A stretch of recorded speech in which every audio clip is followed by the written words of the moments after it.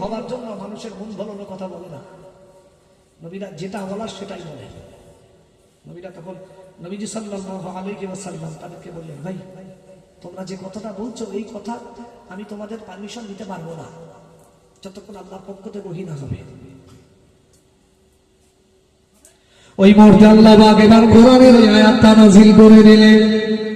আল্লাহ পাক বলেন, ইয়া আইয়ুহাল্লাযীনা আমানু, হে দুনিয়ার বিশ্বাসী বান্দা বান্দীগণেরা, তোমরা যারা আমি আল্লাহ আমাকে বিশ্বাস করেছো, হে দুনিয়ার মানুষেরা, আমি আল্লাহ পাক তোমাদিগকে জানিয়ে দিলাম, তোমরা যারা আমি আল্লাহ আমাকে রব বলে মেনেছো, তোমরা যারা ইসলামকে নিজের ধর্ম বলে মেনে নিয়েছো, তোমরা যারা মুহাম্মাদুর রাসূলুল্লাহ সাল্লাল্লাহু আলাইহি ওয়াসাল্লামকে তোমরা যারা নবী বলে মেনে নিয়েছো, আমি আল্লাহ পাক জানিয়ে দিলাম, উদখুলু ফিস-সিলমি কাফা, তোমরা পরিপূর্ণ ইসলামের ভিতরে দাখিল হয়ে যাও।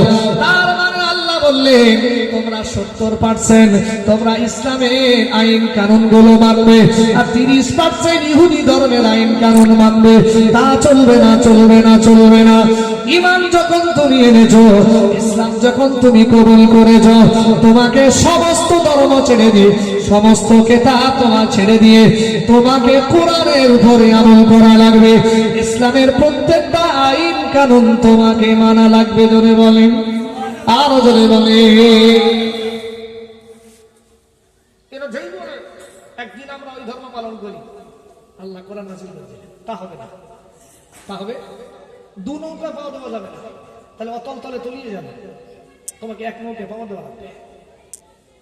আল্লাহ বললেন, তোমাকে উদখুলু ফিস-সিলমি কাফা, তোমাকে ইসলাম ধর্মের ভিতরে পরিপূর্ণ প্রবেশ করা লাগবে।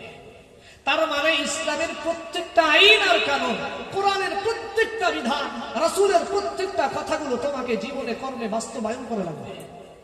তোমার যেটা ভালো লাগবে তুমি সেটা করবে, আর তোমার যেটা ভালো লাগবে না তোমার সেটা তুমি সেটা করবে না, এর নাম মুসলমান নয়। বাবু ঠিক বলছে না? বলতে এখন মনে করেন সব ভালো লাগে, আমি মুসলমান, ঠিকই আছে, নামাজ পড়তে ভালো লাগে না, নামাজ পড়তে ভালো লাগে না। কি দরকার, পৌষ মাসে কদিন ঠান্ডা পড়েছিল, মারাত্মক ঠান্ডা, ওরে বাবা। একবার অজু করলে মনে হয় যে আসর থেকে এসা পর্যন্ত দেখে দিই, অজু যেন অজু না নষ্ট হয়, মানে এত ঠান্ডা। তো ভাই এখন বলেন, ওই সময় মুসল্লি বাড়তো না কমতো?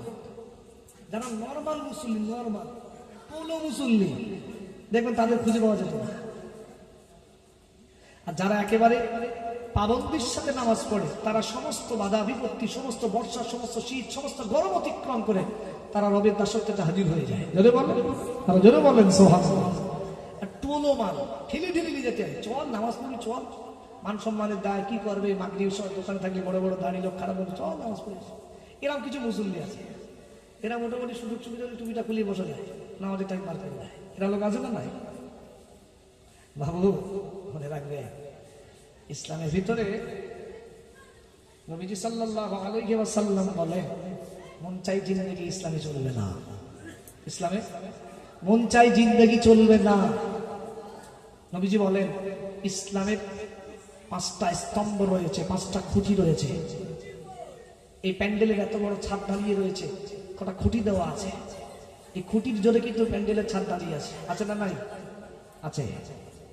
ঠিক ঠিক ইসলামের ভিত্তিটাও হলো 5টা। তবে 5টা জিনিসের নাম ইসলাম নয়, যে শুধু 5টা জিনিসের নাম ইসলাম তা নয়। এটা হলো একটা ঘরের খুঁটি, যেমন তার শুধু কি পিলিয়ারের নাম ঘর, তার দেয়াল তুলতে হয়, তার প্লাস্টার করতে হয়, তার রং করতে হয়, ইলেকট্রিক করতে হয়, সব কিছু